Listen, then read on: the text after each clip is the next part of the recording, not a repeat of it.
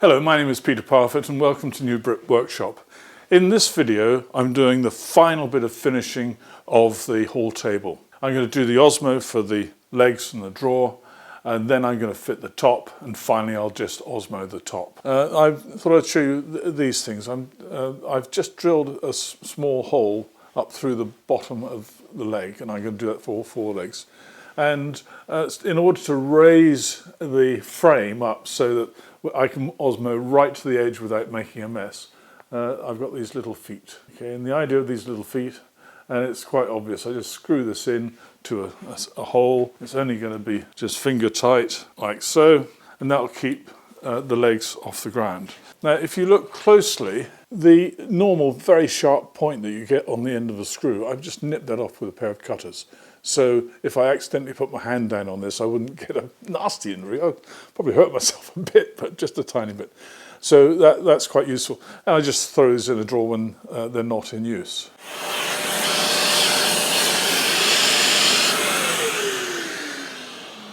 And the first thing to do with any oiling job is to make sure everything is free of dust.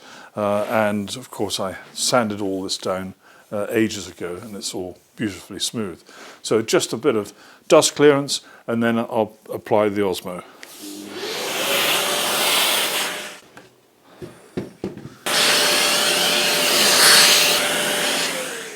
And in case you've not heard me mention this before, this plastic sheet I've got here is protecting my track saw cutting station, because I don't want to get oil all over it. Certainly don't want to get any oil down in any of these 20mm holes. Now, this is as cheap as chips. In the UK, you can get this from a company called Dunelm, and it's about £4 a metre, and it's about 1.5 metres wide. And so it's a really good way of protecting a top. And as you can see, I've used this lots of times already, and it's very hard wearing. Now, as always, I'm using the Osmo PolyX Gloss. It's got a code number 3011, and it's not cheap, but it is absolutely brilliant. The reason is it's almost foolproof, because you just do your normal sanding and preparation of the wood, and then you put on 2, and sometimes I have put on 3 coats. And if after, I don't know, a year or 2, the piece of furniture gets a scratch in the top, all you need to do is just do a local bit of sanding and then reapply a bit of PolyX, and it's as good as new. You can start using a piece of furniture within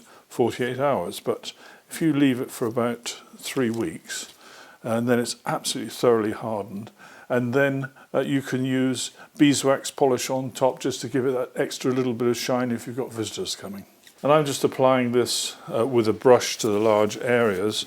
If you're in a hurry, then what I would recommend is that you apply it with a brush and then wipe the excess off with a lint-free cloth for your very first coat. And that will go off reasonably quickly. Then after that you can apply another coat. And if you wish, and I do this quite a lot, use some of this non-abrasive plastic padding, and it's available almost everywhere. Axmints to do it, lots of people.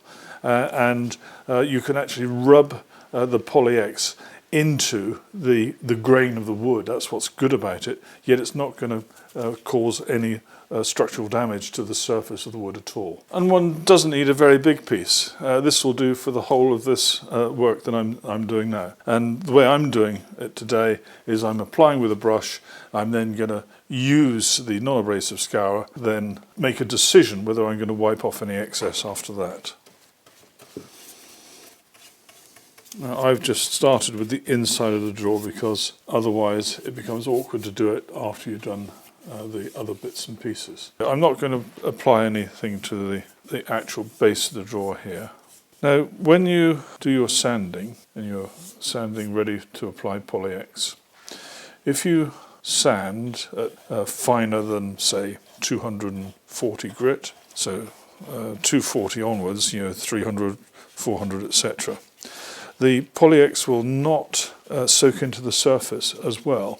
It then sits on the surface. And Osmo recommend that you sand to, I think it's 150. I actually sand to 180. It's only because I haven't got any 150 sandpaper. I don't know if you are able to notice, but I'm leaving the very front of the drawer to the absolute end. And having applied that by brush, I'm now just going to use my non-abrasive scourer just to really get this into the grain. Although I'm pushing down with my hand just here, I will make good that area when I finish this process.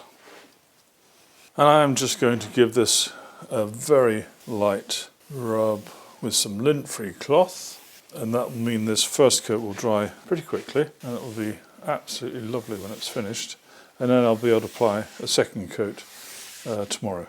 Now I'm just starting with this upside down so I can just do all the awkward bits, and then I'll turn it up the right way for the final bits and pieces. Now I hope by bringing you in close you're able to see how the wood comes alive when you start applying the Poly-X. Now, this is true of almost all oil finishes. However, I must say that in my experience, and the reason I keep using Poly-X, and particularly this Poly-X gloss, is that it really does finish beautifully, and it's a very easy finish to apply. Well, that's it for that first coat, and I did finish it off with a lint-free cloth all over. Now, incidentally, if you're doing it with anything like this, a cloth or whatever, always make sure you do not store the used cloth in your workshop or in any building. Keep it outside in a plastic bag somewhere. If it catches fire, it won't be a nuisance. The reason for this is that you can get spontaneous combustion with oil-filled rags and oil-filled pieces of cloth like this. So that's it. So I'm going to leave that overnight and then take a look at it tomorrow and apply the second coat. Now it's time to tackle the top, and I'm using the middle large part of the top of an old Pembroke table. The only problem I've got is, well, in fact there's several problems. One is it's got these pretty awful hinge sort of rebates here, and they're not very nice looking. There's quite a bit of damage to the underside here, some screw holes, and almost worst of all, it's cupped. So when it sits on the top of the whole table, if I'm standing at the front of it and you're where the wall would be, it's going to go like that. So it needs to be held down this side and held down on that side. Now I've got to sort that out, and I've got a plan. But first of all, I'm going to cut the top out to size. I've set the track up. I've got to have one good edge before I can start using the features of the tracksaw cutting station. So I'm going to produce one good edge now. Now when you're using second-hand pieces of wood, you've got to be really careful that there are no broken screws or nails. And I know I've definitely got a broken screw there. I've gone over it with a metal detector, and I'm happy that I'm about to do a safe cut. So here we go.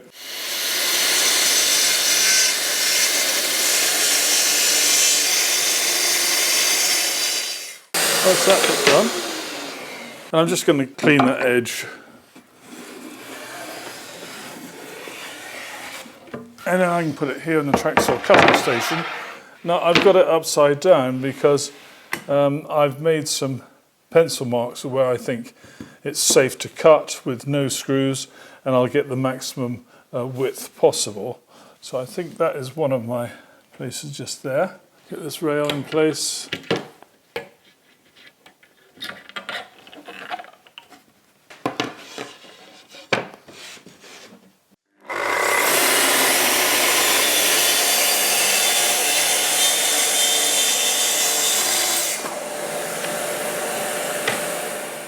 Now this is a piece of track that I have at my miter saw normally, and the beauty of the path guide system is that it's so accurate that I can move this over here and it's going to be in a dead straight line with this piece, and it makes it so much easier to do the cut I'm about to do. And it only takes seconds to move a rail like that. That's up against the fence.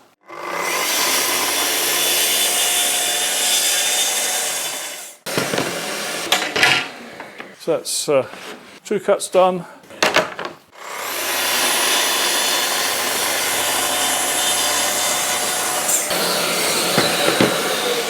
And that's that cut done.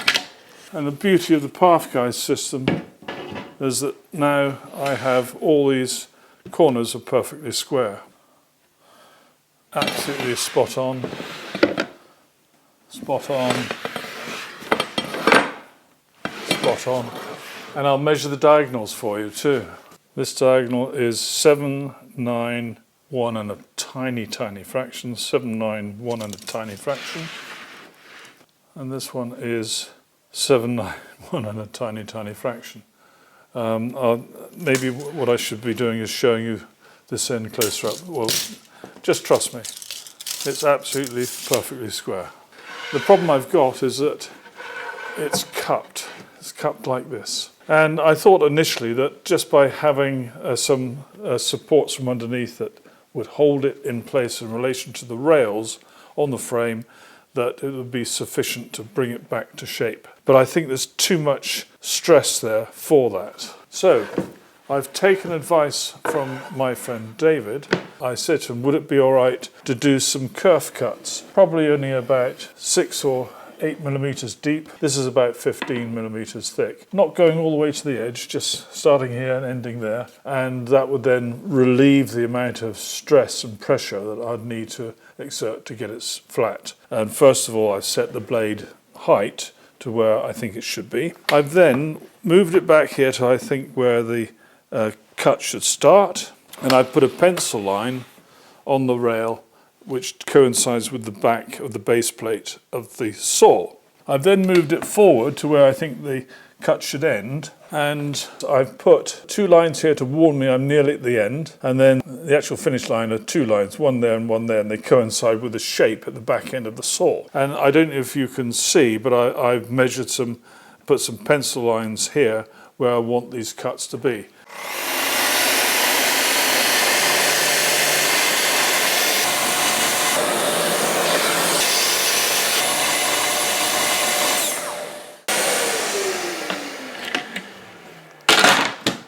And there you can see those kerf cuts. Hopefully that will make it easier now to get this thing flat. But I'm not sure how to finish the edge of the top. So I put a cutter in here, and I'm just trying to show it to you now, the shape of it. And this is one I used on the top moulding of the walnut desk that I made quite a few years ago. Anyway, I'm going to give it a go and see how it looks.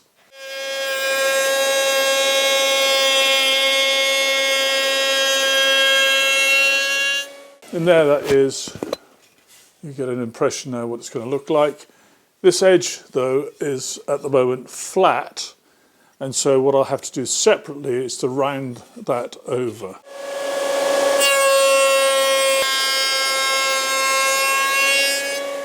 Well, I think that looks quite good. Well, there that is, and if I get this roughly right, what I'm not sure about is that edge there. The trouble is I don't have very many ornate cutters. I'm going to try an experiment. I'm going to lower the cutter so that I don't have this sharp edge here.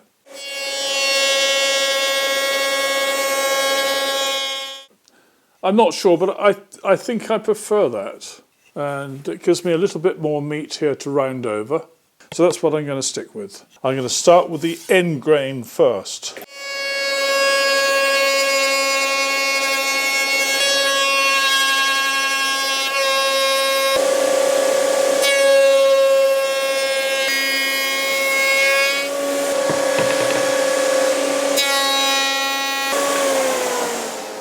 I'm really pleased with that. All I've got to do now is to work out how I'm just going to smooth this edge off. Now I've put a little rounding over cutter in there, and I'm just going to give this a quick try and see what it looks like. Right, I think I'm okay.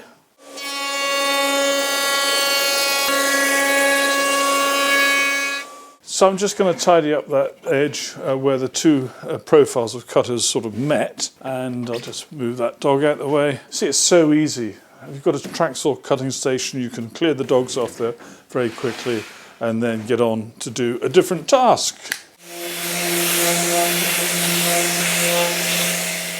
So I'm pleased with that. I've got couple of things to address here, and this is left over from the top when it was in its previous guise. There's some little saw cut marks here from where the chap was setting in the hinges. So what I'm going to do now is I'm going to fill those with some filler, and I'm going to keep my fingers crossed that I can disguise where those have been. Now I'm still using the Osmo water-based wood fillers that I reviewed years and years ago, and I don't have mahogany, which is probably just as well because I think the walnut will be just slightly darker and better.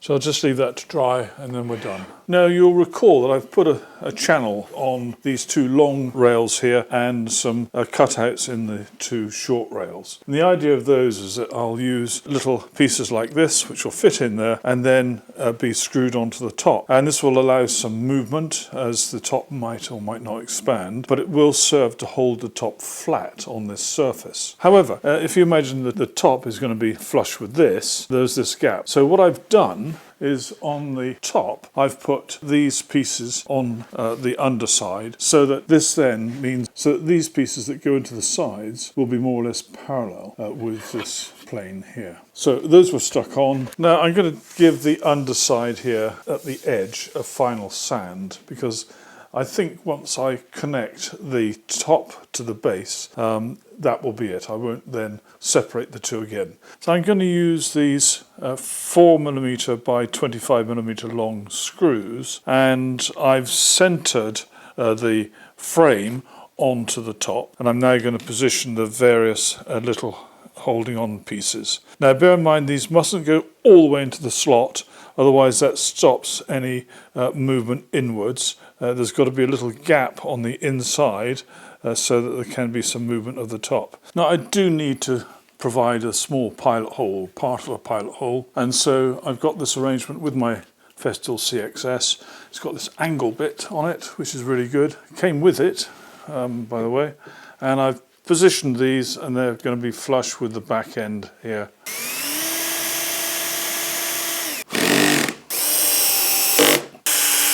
And I hope you can see the other advantages of having a track saw cutting station, because I can clamp something down onto the bench very easily at the edges, but in the middle, ordinarily you might not be able to. But here I've put one of these clamps up from underneath and it works perfectly.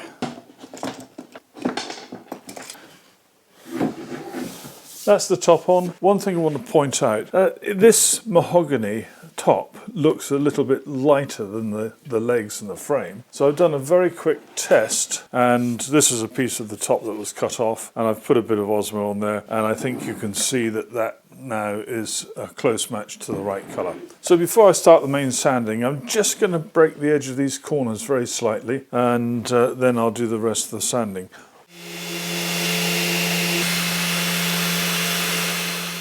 Now this little gadget is a Abranet hand sander. I think it's got a hose connected to it, so it's pretty much dust free. And the Abranet sanding sheets come in a variety of grits, and I've currently got a 240 in here.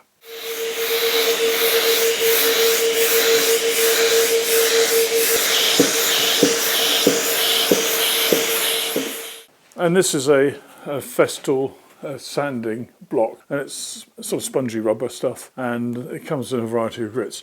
This is actually a 120, and it's okay for doing the end grain as you see me doing now. And these come in a pack of 6, and they're not terribly expensive. I think they're really good value for money. I bought these from Axminster. At the time they were the cheapest place, but do hunt around. And because it's a sort of spongy texture, it does actually mould itself a bit into these awkward places here, so it makes a better job than ordinary hand sanding.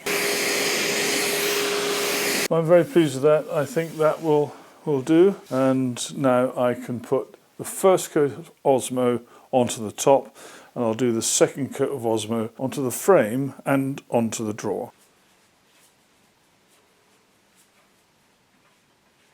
Now this top has now had 2 coats, but I think I'm going to put one final coat on very, very thinly. And I've noticed I don't think you could possibly see it through the lens of the camera. But I don't know if I got a little bit of dust or something, but there's a little blemish in the finish just there. So what I've done is I've got my piece of white non-abrasive pad, and I'm going to apply the next coat, the final coat, with this, rubbing it in, and that should get rid of that little blemish. And I've found that when you do a final coat like this, it dries really, really quickly.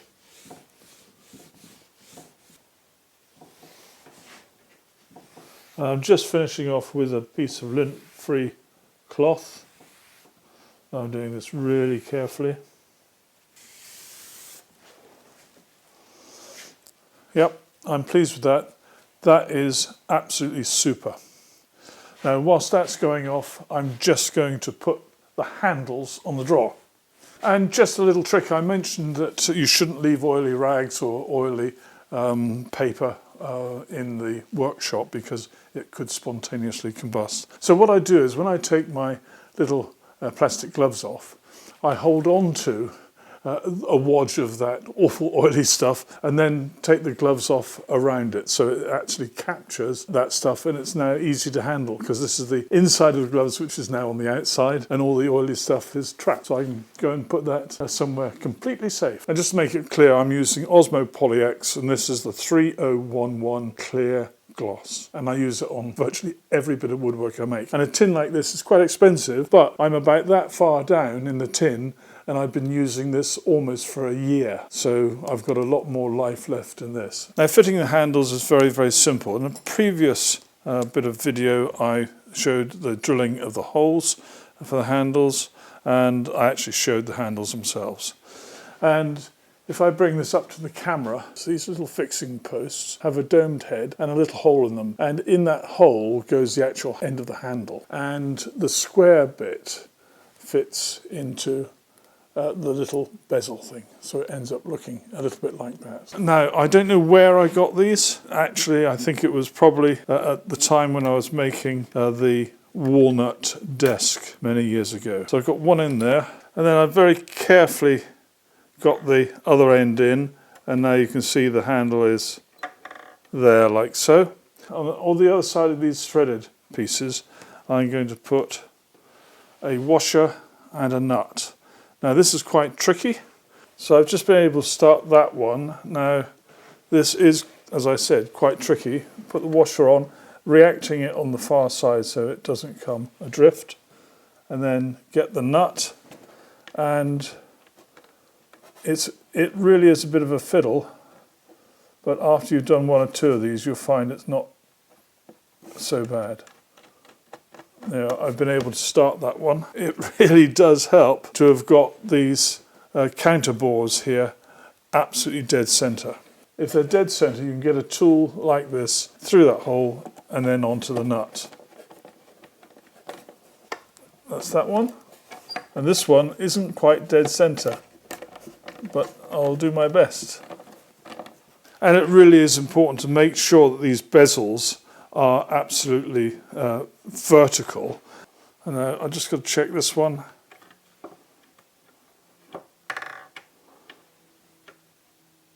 And I can tighten this one up. So that's that first handle on. And the second handle is going to be exactly the same. And there are the handles fitted. Now, when the Osmo's gone off on the top, I'll be able to put everything together and the whole project will be finished. And there it is, it's finished. The handle's on the drawer fits beautifully. Self-closes. The top is absolutely lovely. It still retains some of the little dings and bashes from when it was a Pembroke table, but that doesn't worry me, it gives it character. But that solid piece of mahogany on the top really sets this project off. If you want to try and make something like this and you want to get your hands on a piece of wood like that, if you go to a timber yard, it'll cost you a fortune. But if you go to an auction and buy an old piece of furniture which you might be able to pick up for £20, $25, whatever the currency is wherever you are. Brand furniture sells for next to nothing. And make sure you are buying something with a solid top rather than a veneered top, because then you can do a lot with it. Many thanks for watching. Take care. Bye-bye.